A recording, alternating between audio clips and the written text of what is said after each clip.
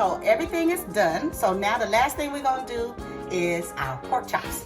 So I'm gonna take some oil, put it all over in the bowl. Have my pork chops in the, I'm gonna put this to the side. Now I have some seasoning, very similar seasoning to what you saw with the cabbage. And just sprinkle. This was the garlic powder. I'm gonna put a little extra on that. Okay. Have my onion powder. Back and forth across the bowl. Don't have too much of the onion powder or the garlic powder. Now the salt. This is the onion salt. Onion salt. Back and forth across, just a little bit, because I don't want it too salty. Have my Creole seasoning. Back and forth. And now my Lawry's.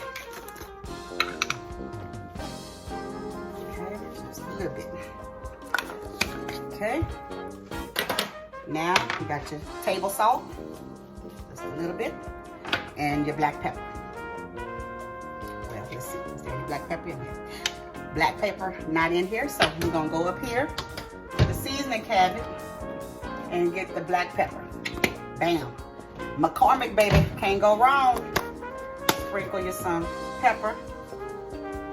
Now, if you want to, you could have put pepper in your cabbage too, but I'm not a big pepper fan. But pepper supposedly is good for, I think, a heart rate or something like that. Don't quote me.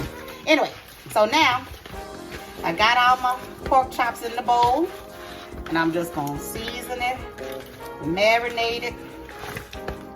Ugh. Now I'm gonna ask my sous chef to come back because I forgot to pour me some oil in my pan.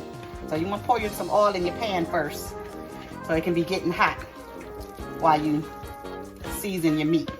So she's just gonna put a little bit of oil in the bottom of the pan, just enough to cover the pan. Now this is a relatively small pan, so I'm only gonna do 2 pork chops at a time. And while I'm stirring the meat, the oil is getting hot. So some people like to do fried pork chops.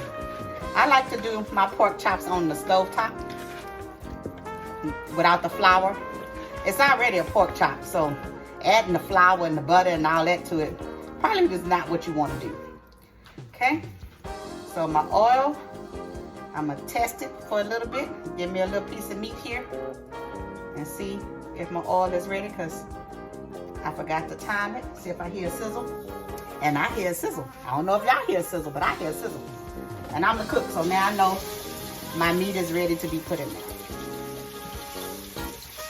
Okay, so once again, I'm only doing 2 pork chops at a time because this skillet is kind of small.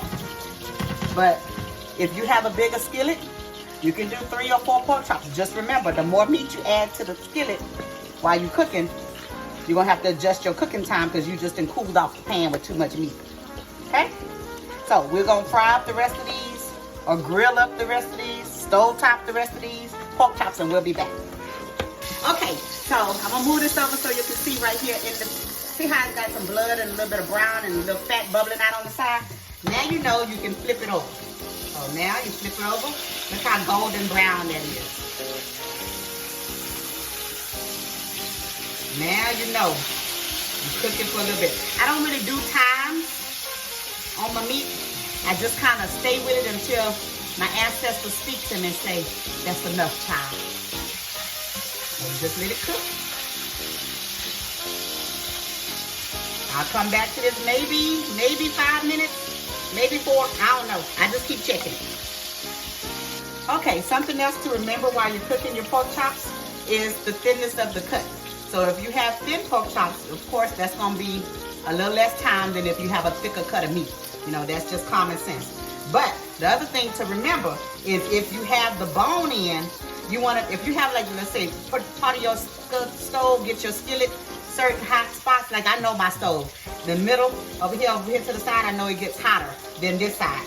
I don't know why, but it is what it is. You want to make sure that part of the bone is on that part of the eye, because that bone part of the meat needs to get cooked a little bit more than these outskirt pieces. Okay, so just another little tip.